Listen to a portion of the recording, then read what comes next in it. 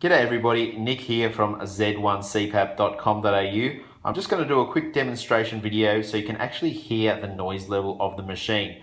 Now this is a Z1 automatic machine, but I've fixed it to a set pressure of 10 centimeters so you can actually hear what the machine's like when it's running at a fair amount of pressure.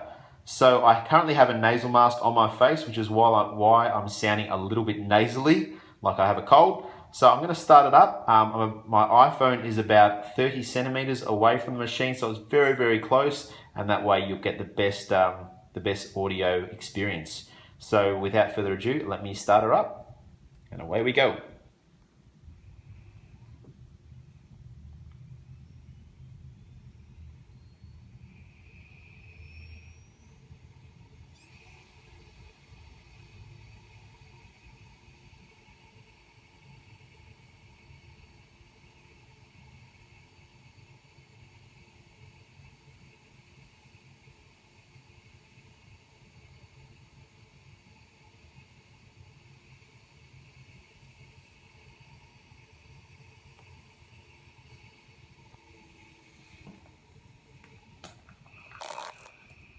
And there you have it.